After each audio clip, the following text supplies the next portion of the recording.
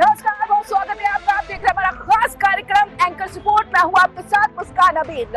उत्तर प्रदेश में विधानसभा सत्र के दौरान काफी सियासी घमासान देखा गया और इसी के साथ उत्तर प्रदेश के नेता प्रतिपक्ष ने भाषा को लेकर यहाँ पर बात रखी थी कि जिस तरीके से सदन में 10 भाषा को यूज किया गया था, उसमें अंग्रेजी को जब शामिल किया तो नेता प्रतिपक्ष ने कहा कि जब अंग्रेजी भाषा को शामिल कर रहे हैं तो उर्दू भाषा का भी इस्तेमाल करना चाहिए, जिसका जवाब देते हुए सीएम योगी आदित्यनाथ ने कहा समाजवादी पार्टी के लोग देशवासियों को उर्दू भाषा सिखाकर कटमुल्ला बनाना चाहते हैं। हम ऐसा नहीं करने देंगे, हम अपने बच्चों को वैज्ञानिक बनाएंगे।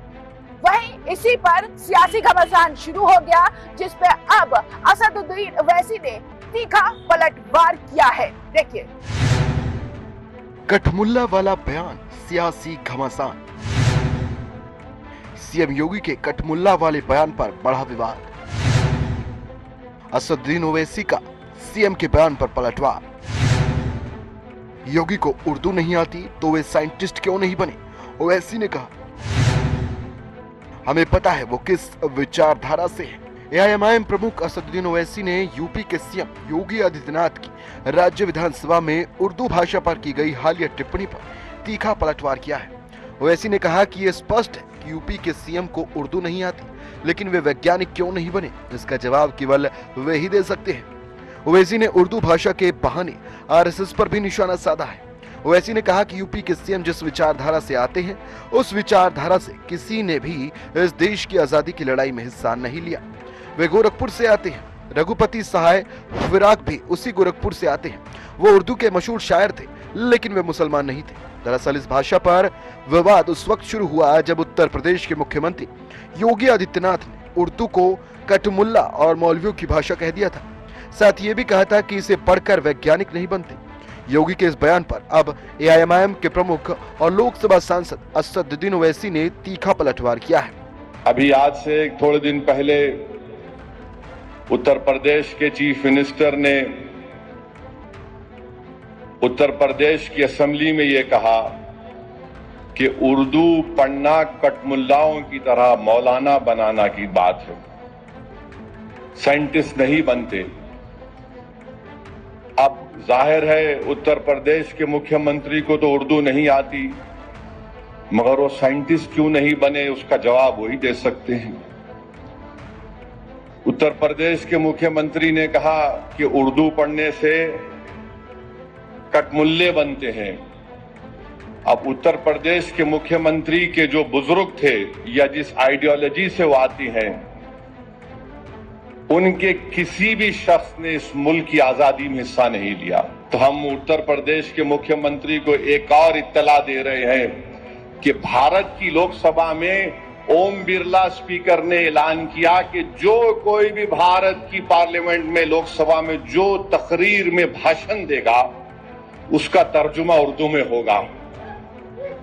अब आप क्या बोलेंगे स्पीकर को? उर्दू आप जो जबान में देंगे, कई जबानों में तर्जुमा होगा। तो इनको नहीं मालूम, ये उत्तर प्रदेश के मुख्यमंत्री को ये भी नहीं मालूम कि उर्दू उत्तर प्रदेश की तहजीब का हिस्सा है। ये उत्तर प्रदेश और आरएसएस बीजेपी के लोगों को नहीं मालूम कि उर्दू को कॉन्स्टिट्यूशन का प्रोटेक्शन है, आइन की हिफाजत उसको मिलती है दीगर जबानों की तरह। उत्तर प्रदेश और मोदी को नहीं मालूम कि हर मुसलमान उर्दू नहीं बोलता, बल्कि ये मुसलमानों की जबान नहीं है, ये इस देश की आजादी की जबान रही है, ये इस मुल्क की जबान है। ओवैसी ने सीएम योगी पर उर्दू से नफरत करने का आरोप लगाया और कहा कि सीएम योगी को नहीं मालूम है कि उर्दू देश की आजादी की जुबान है, उर्दू उत्तर प्रदेश की तहजीब की जुबान है। अब आपको एक बार विस्तार से बताते हैं कि आखिर यूपी विधानसभा के अंदर मुख्यमंत्री योगी आदित्यनाथ ने ऐसा क्या कहा कि ओवैसी साहब इस पूरे बयान को लेकर इतना भड़क गए। हम परंपरागत मुल्ला और मौलवी नहीं बनाना चाहते, सीएम योगी ने कहा। हम तो बच्चों को वैज्ञानिक बनाना चाहते हैं। स्कूलों में फ्री शिक्षा दी जा रही है, किसी बच्चे के साथ भेदभाव नहीं है, कठमुल्लापन की संस्कृति नहीं चलेगी। उत्तर प्रदेश के मुख्यमंत्री योगी आदित्यनाथ विधानसभा में विपक्ष को लेकर काफी आक्रामक दिखाई दिए। वहीं विपक्ष के आरोपों पर सीएम योगी ने खुलकर जवाब दिया और अपनी मंशा भी जाहिर कर दी। उनकी सरकार किस तरह से कार्य करेगी। सीएम योगी ने विधानसभा में विपक्ष पर निशाना साधते हुए कहा था कि हम तो परंपरागत मुल्ला और मौलवी बनाने के बजाय बच्चों को वैज्ञानिक बनाना चाहते हैं। बच्चे एपीजे अब्दुल कलाम बने, वैज्ञानिक बने। स्कूलों में फ्री एजुकेशन की व्यवस्था की जा रही है, आधुनिकीकरण किया जा रहा है।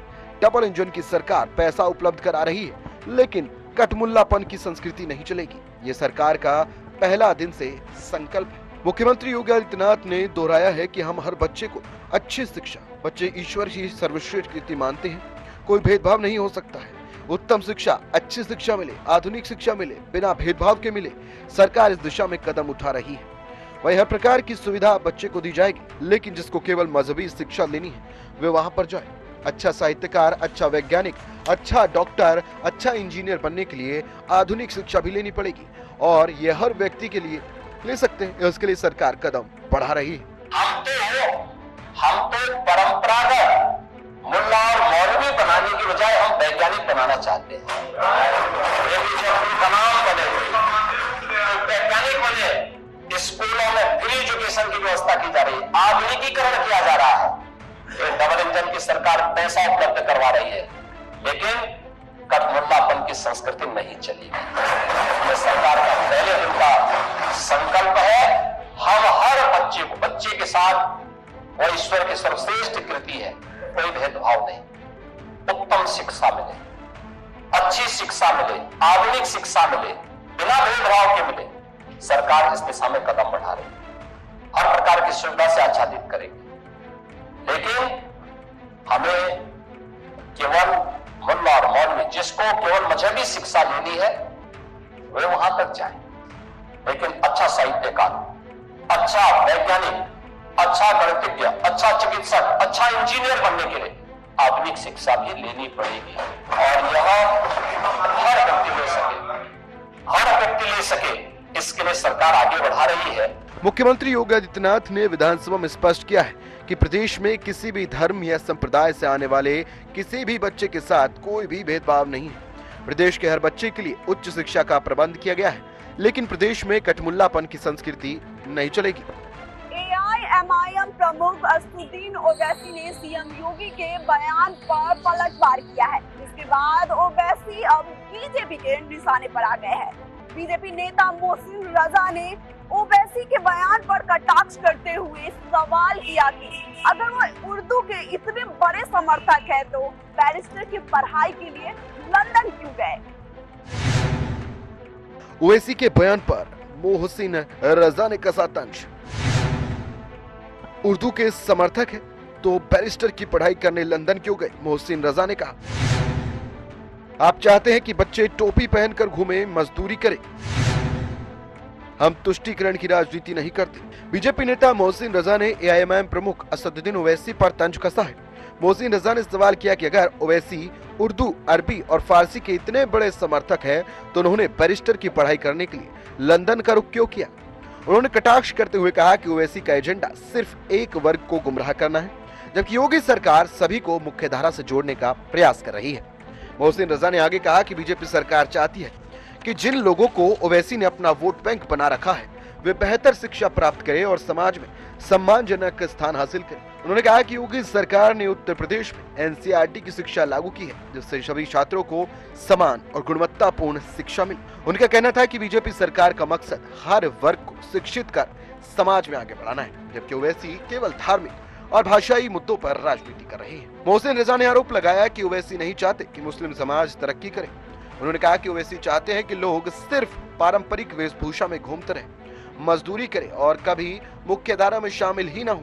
वह बीजेपी नेता ने यह भी कहा कि योगी सरकार ने प्रदेश में सभी के लिए समान अवसर उपलब्ध कराए हैं। देखिए, जहां तक बात की है असदुद्दीन ओवैसी साहब ने, तो मैं उनसे पूछना चाहता हूं कि अगर आप बहुत बड़े पैरोकार हैं अरबी, फारसी, उर्दू के, तो फिर आप लंदन क्यों गए थे अपनी बैरिस्टर की पढ़ाई करने के लिए? आप इसी डिग्री से बन जाते बैरिस्टर। इसलिए आदरणीय योगी जी ने कहा, उत्तर प्रदेश के यशस्वी मुख्यमंत्री ने, कि हम चाहते हैं कि जिनको आपने वोट बैंक बना के रखा है इनको हम मुख्य धारा से जोड़ें और इनको डॉक्टर इंजीनियर बनाएं। मदरसे के अंदर खाली दीनी तालीम ना हो, सामाजिक शिक्षा, मॉडर्न एजुकेशन हो। इसीलिए उत्तर प्रदेश पहला राज्य बना है आदरणीय योगी सरकार में देश का पहला राज्य है जिसने एनसीईआरटी की पढ़ाई लागू की है। आप तो पढ़ने के लिए लंदन चले गए, आप बैरिस्टर बन के आ गए, लेकिन इनको आपने वोट बैंक बना के रखा हुआ है, ये टोपी लगाकर घूमे, आपको पसंद है कि ये इसी तरह से बेचारे मजदूरी करते रहें, इनके हाथ में कलम ना आए, आप बैरिस्टर बन गए। लेकिन ये तुष्टीकरण की भेंट चढ़ते रहे मुस्लिम समाज के लोग। अगर इनको मुख्य धारा से जोड़ने के लिए उत्तर प्रदेश के यशस्वी मुख्यमंत्री आदरणीय योगी आदित्यनाथ जी ने सवाल किया, तो ये सब के सब विपक्ष के लोग बेचैन हो गए। क्यों? क्योंकि ये उनको शक्लन मुसलमान बना के रखना चाहते हैं, उनको टोपी पहना कर रखना चाहते हैं, हम उनके कलम लगाकर रखना चाहते हैं। मोहसिन रजा ने असदुद्दीन ओवैसी पर आरोप लगाया है कि असदुद्दीन ओवैसी नहीं चाहते हैं कि मुस्लिम समाज ये बच्चे शिक्षा हासिल करें। बीजेपी नेता ने कहा कि जैसे ही सीएम योगी ने मुस्लिम समाज के पिछड़े लोगों को मुख्य धारा से जोड़ने की कोशिश की, विपक्ष ने उस पर टिप्पणी कर दी। हम तुष्टीकरण की राजनीति नहीं करते, हम सबका साथ, सबका विकास, सबका विश्वास और सबका प्रयास की नीति पर देश को आगे बढ़ाने के लिए काम करते हैं। यूपी के सीएम योगी आदित्यनाथ की टिप्पणी के बाद एमआईएम प्रमुख असदुद्दीन ओवैसी ने भी टिप्पणी की थी और उस पर वो घिरते हुए नजर आए। वहीं ओवैसी की टिप्पणी पर अगर बात करें तो बीजेपी सांसद दिनेश शर्मा ने मशहूर होने का पैतरा इससे बता दिया है। ओवैसी अफवाहों के सरगना है, दिनेश शर्मा ने कहा। वह हर दिन मीडिया के सामने आना चाहते हैं। उर्दू एक भाषा है जो हमारे देश में बनाई गई है, कहीं भी कोई विवाद नहीं है। हम उर्दू को हिंदी की छोटी बहन कहते हैं। एआईएमआईएम प्रमुख असदुद्दीन ओवैसी द्वारा यूपी के मुख्यमंत्री योगी आदित्यनाथ पर की गई टिप्पणी को लेकर सियासी घमासान मच गया है। बीजेपी के वरिष्ठ नेता और सांसद दिनेश शर्मा ने ओवैसी पर निशाना साधते हुए कहा कि वह केवल सुर्खियों में बने रहने के लिए ऐसे बयान देते हैं। शर्मा ने कहा कि ओवैसी अफवाहों के सरगना है और उनकी राजनीति सिर्फ विवादास्पद टिप्पणी के इर्द गिर्द घूमती है। उन्होंने दावा किया कि ओवैसी बार बार प्रधानमंत्री नरेंद्र मोदी और मुख्यमंत्री योगी आदित्यनाथ को लेकर बयानबाजी करते हैं ताकि वह मीडिया में बने रहे और अपनी पार्टी के प्रचार को आगे बढ़ा सके। दिनेश शर्मा ने उर्दू भाषा को लेकर भी टिप्पणी की और कहा कि उर्दू भारत की अपनी भाषा है जिसे यहाँ के लोगों ने अपनाया है। उन्होंने कहा कि हिंदी और उर्दू में कोई विवाद नहीं है, बल्कि दोनों भाषाएं एक दूसरे की पूरक है। उन्होंने उर्दू को हिंदी की छोटी बहन बताते हुए कहा कि ये भाषा भारतीय संस्कृति का हिस्सा है और इसे किसी भी राजनीतिक बहस में घसीटना अनुचित है। दिनेश शर्मा ने यह भी कहा कि ओवैसी का मुख्य उद्देश्य सांप्रदायिक ध्रुवीकरण करना है, लेकिन जनता अब उनके मंसूबों को भली भांति समझ चुकी है। उन्होंने कहा कि बीजेपी विकास की राजनीति करती है, जबकि ओवैसी जैसी पार्टियां सिर्फ धार्मिक आधार पर मतदाताओं को बांटने की कोशिश करती है। शर्मा ने कहा कि योगी आदित्यनाथ के नेतृत्व में उत्तर प्रदेश विकास की नई ऊंचाइयों को छू रहा है और इस बात से बौखलाकर ओवैसी जैसे नेता बेबुनियाद बयान दे रहे हैं। देखिए, ओवैसी जी अफवाहों के सरगना हैं और वो मोदी जी और योगी जी को लेकर जो बयान इसलिए देते हैं ताकि वो उनकी जो छपास की चाहत है वो पूरी हो जाए और वो प्रतिदिन मीडिया के सामने आना चाहते हैं, बीजेपी को गाली देकर, अफवाह फैलाकर, सिगुफा छोड़कर। जहां तक वो योगी जी की बात करते हैं तो योगी जी ने तो सबका साथ, सबका विकास, सबके लिए प्रयास और सबका विश्वास का जो मोदी जी का नारा है उसको अक्षरशः पूरा किया है। और अगर आप देखो कि उन्होंने किसी भाषा का विरोध नहीं किया है, एक शब्द दिखा दीजिए उर्दू का कहां विरोध किया उन्होंने। उर्दू तो हमारे देश में बनी हुई भाषा है और उर्दू एक अच्छी भाषा। हम लोग तो बोलचाल में तमाम शब्द उनके बोलते हैं, कहीं कोई टकराव नहीं है। हम तो कहते हैं कि हिंदी की छोटी बहन है, लेकिन योगी जी ने जिस बात को कहा उसको उन्होंने नजरअंदाज किया। बीजेपी सांसद दिनेश शर्मा ने स्पष्ट किया कि सीएम योगी ने कभी भी उर्दू भाषा का विरोध नहीं किया। सीएम योगी ने सिर्फ मुस्लिम समाज को आगे बढ़ाने की बात की और यही बात ओवैसी और विपक्ष को हजम नहीं हो रही है। एआईएमआईएम प्रमुख असदुद्दीन ओवैसी के बयान के बाद उठा विवाद अब थमने का नाम नहीं ले रहा है। लगातार ये विवाद दिन प्रतिदिन बढ़ता जा रहा है। इसलिए बीजेपी प्रवक्ता राकेश त्रिपाठी ने भी ओवैसी के बयान पर तीखा प्रहार किया है। उन्होंने कहा कि असदुद्दीन ओवैसी केवल लोगों को जिहाद की आग में झोंकने का काम कर रहे हैं। अब ये विवाद कितना आगे बढ़ता है ये देखना काफी दिलचस्प हो गया है। ओवैसी के बयान पर बीजेपी प्रवक्ता राकेश त्रिपाठी का तीखा प्रहार। लोगों को जिहाद में झोंकना चाहते हैं ओवैसी। योगी जी किसी भी भाषा के विरोधी नहीं। समाज को आगे बढ़ाने के लिए आधुनिकता जरूरी। केवल एक ही भाषा से समाज का विकास नहीं होगा। भाजपा प्रवक्ता राकेश त्रिपाठी ने ओवैसी के बयान पर प्रतिक्रिया देते हुए कहा, योगी आदित्यनाथ किसी भी भाषा के विरोधी नहीं है। उर्दू भाषा को लेकर उनका कोई विरोध नहीं है। उनका कहना था कि सिर्फ एक भाषा पढ़ने से समाज का विकास नहीं हो सकता। हर किसी को सभी प्रकार की भाषाओं और विषयों का ज्ञान देना चाहिए, जैसे कि गणित, विज्ञान, भौतिकी, रसायन, अंग्रेजी, संस्कृत आदि। उन्होंने आगे कहा कि ओवैसी चाहते हैं कि लोग सिर्फ एक संकीर्ण विचारधारा को अपना कर आगे बढ़े, जो समाज में असमानता पैदा करता है। राकेश त्रिपाठी ने यह भी कहा कि योगी जी का कहना है कि एक हाथ में कुरान और दूसरे हाथ में कंप्यूटर होना चाहिए, जिससे समाज का विकास हो सके। ओवैसी जानबूझकर लोगों को संकीर्ण सोच में जकड़े रखना चाहते हैं और उन्हें आधुनिकीकरण से दूर रखना चाहते हैं। उनका उद्देश्य केवल एक भाषा और एक विचारधारा को बढ़ावा देना है, जबकि मोदी सरकार का उद्देश्य समग्र शिक्षा और समावेशिता को बढ़ावा देना है। भाजपा प्रवक्ता ने यह भी कहा कि ओवैसी की टिप्पणियां समाज को विभाजित करने वाली है और उनका ये रवैया देश की प्रगति में बाधा डालता है। मुख्यमंत्री योगी आदित्यनाथ जी किसी भाषा के विरोधी नहीं है। उर्दू भाषा को लेकर के उन्होंने कोई विरोध नहीं किया है, लेकिन जानबूझकर के केवल एक ही भाषा पढ़ने पर मजबूर कर दिया जाए, इस बात का तो विरोध होना ही चाहिए। क्या सभी प्रकार की भाषाएं एक समाज के लोगों को नहीं पढ़नी चाहिए? क्या उनको केवल उर्दू में पढ़ने के लिए मजबूर कर देना चाहिए? भौतिकी हो, रसायन हो, गणित हो, विज्ञान हो, अंग्रेजी हो, संस्कृत हो, हर प्रकार की भाषा का जानकारी होनी चाहिए, हर प्रकार का ज्ञान आना चाहिए। लेकिन असदुद्दीन ओवैसी चाहते हैं कि कुछ लोग मंडूक बने रहें, वो विकास न कर सके, आधुनिकता की दौड़ में शामिल न हो सके, सबके साथ प्रतिस्पर्धा न कर सके, वो केवल जिहाद की भाषा को ही समझते रहे। इसीलिए जानबूझ करके वो केवल एक भाषा की वकालत कर रहे हैं। किसी भाषा को लेकर के ना कोई विरोध था, ना कोई विरोध होगा। भाषा तो माध्यम है, लेकिन मूल बात ज्ञान पाने की है। प्रधानमंत्री मोदी जी ने जो कहा कि एक हाथ में कंप्यूटर और दूसरे हाथ में कुरान, हम उस विचारधारा को लेकर आगे बढ़ते हैं, लेकिन ओवैसी जानबूझ करके लोगों को संकीर्णवादी सोच में जकड़े रखना चाहते हैं। वह बीजेपी प्रवक्ता राकेश त्रिपाठी ने कहा कि ओवैसी कौम की संकीर्णवादी सोच में बांधने की कोशिश कर रहे हैं। योगी जी किसी भाषा के विरोधी नहीं हैं, लेकिन एक ही भाषा से समाज का विकास संभव नहीं है। ओवैसी जिहाद में लोगों को झोंकने की कोशिश कर रहे हैं और आधुनिकता के विरोधी भी है। एंकर नंबर 6, उर्दू भाषा को लेकर लगातार सियासी बयानबाजी का दौर जारी। अब इन सबके बीच सपा प्रमुख और उत्तर प्रदेश के पूर्व मुख्यमंत्री अखिलेश यादव ने उर्दू के बहाने सीएम योगी पर जमकर निशाना साधा। उर्दू के बहाने अखिलेश ने साधा सीएम योगी पर निशाना। मुख्यमंत्री जी को उर्दू के बारे में पता ही नहीं है, अखिलेश यादव ने कहा। उर्दू की ही बातों से विरोध कर रही थी। उर्दू एक भारतीय भाषा है। समाजवादी पार्टी के प्रमुख अखिलेश यादव ने उर्दू भाषा के बहाने मुख्यमंत्री योगी आदित्यनाथ पर निशाना साधा है। अखिलेश यादव ने कहा कि मुख्यमंत्री को उर्दू के बारे में कोई जानकारी नहीं है और वे खुद ही उर्दू की बातों से विरोध कर रहे हैं। उन्होंने जोर देकर कहा कि उर्दू एक भारतीय भाषा है जिनका जन्म भारत में हुआ है। अंतिम पायदान पर बैठे हुए व्यक्ति की आवाज को भी इस सदन में मुखरता मिले, इसके लिए अगर किसी को हिंदी में वह धारा प्रवाह नहीं बोल सकता तो उसको भोजपुरी में भी अपनी बात को रखने का अधिकार मिलना चाहिए। अवधी में, ब्रज में या बुंदेलखंडी में उसको रखने का अधिकार मिलना चाहिए।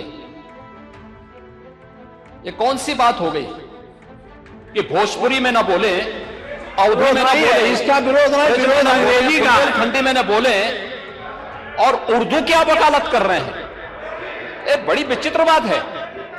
आप मुझे बताइए, मैं इसीलिए कहता हूं कि आप समाजवादियों का चरित्र ही इतना दोहरा हो चुका है, इतना दोहरा हो चुका है कि अपने बच्चों को भेजेंगे इंग्लिश पब्लिक स्कूल में और दूसरों के बच्चों को बोलेंगे कि एक गांव के उस विद्यालय में पढ़े जहां संसाधन भी नहीं है। अपने बच्चों को ये लोग पढ़ाएंगे इंग्लिश स्कूलों में और दूसरे के बच्चे के लिए अगर वो सुविधा सरकार देना चाहते तो कहते नहीं उर्दू पढ़ाओ इसको, यानी उसको मौलवी बनाना चाहते हैं, कठपुल्ला पर जोड़ के इसको ले जाना चाहते हैं। ये नहीं चल सकता।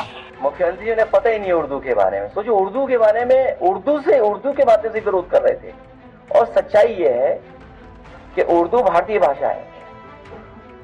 उर्दू भारतीय भाषा है, यहीं पर जन्मी है, यहीं पर पली है, यहीं पर बड़ी हुई है। अखिलेश यादव ने कहा कि सरकार महाकुंभ आयोजन में विफल रही है और इसी असफलता से ध्यान भटकाने के लिए मुख्यमंत्री उर्दू पर सवाल उठा रहे हैं।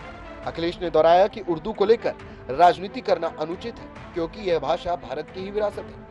एआईएमआईएम प्रमुख असदुद्दीन ओवैसी ने वक्फ कानून को लेकर केंद्र सरकार पर निशाना साधा और कहा कि केंद्र सरकार जो है वो मुसलमानों से नफरत के आधार पर वक्फ कानून बनाने के लिए विधेयक ला रही है। वक्फ कानून को लेकर असदुद्दीन ओवैसी का केंद्र सरकार पर तीखा प्रहार। मुसलमानों से नफरत के आधार पर वक्फ कानून लाया जा रहा है, ओवैसी ने कहा। मुसलमानों की मस्जिदों को छीनने के लिए कानून ला रही है। ये वक्फ संपत्तियों पर कब्जा करने वाले लोगों को इनाम देंगे।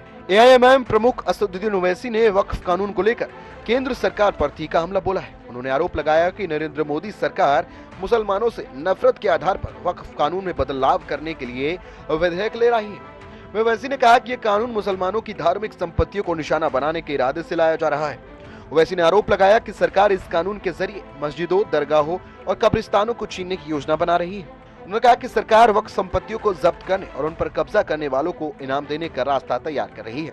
यह मुसलमानों के अधिकारों पर सीधा हमला है, जिसे किसी भी सूरत में स्वीकार नहीं किया जा सकता। उन्होंने इस मुद्दे पर सरकार से जवाब देने की मांग की है और कहा है कि उनकी पार्टी इसके खिलाफ संसद से सड़क तक लड़ाई लड़ेगी। ओवैसी ने दावा किया कि वक्फ संपत्तियों की सुरक्षा को लेकर सरकार की मंशा ठीक नहीं है और मुसलमानों के धार्मिक स्थलों को खतरे में डालने की कोशिश की जा रही है। वक्फ बिल का मामला हुकूमत ने उसको पास किया, कैबिनेट में अब नया बिल लाएंगे। मैं फिर से कह रहा हूं, नरेंद्र मोदी की सरकार सिर्फ मुसलमानों से नफरत की बुनियाद पर वक्फ का कानून बनाने के लिए बिल को ला रही है। मुसलमानों की मस्जिदों को छीनने के लिए, दरगाहों को छीनने के लिए, खानखाहों को छीनने के लिए, कब्रिस्तानों को छीनने के लिए, इवैक्यू प्रॉपर्टी जो वक्फ है उसको छीनने के लिए, और जो लोग वक्फ की जायदाद पर कब्जा करके बैठे हैं उनको इनाम देने के लिए यह कानून बना रही है। वक्फ यूजर को निकालना कितना बड़ा झूठ मोदी जी कर रहे हैं। और क्या कर रहे हैं कि आप हिंदू धर्म की लॉ की किताब है, जस्टिस BK मुखर्जी की किताब, हमारे हिंदू भाइयों से कह रहा हूं, हिंदू लॉयर से कह रहा हूं, BK मुखर्जी की किताब को पढ़ लो।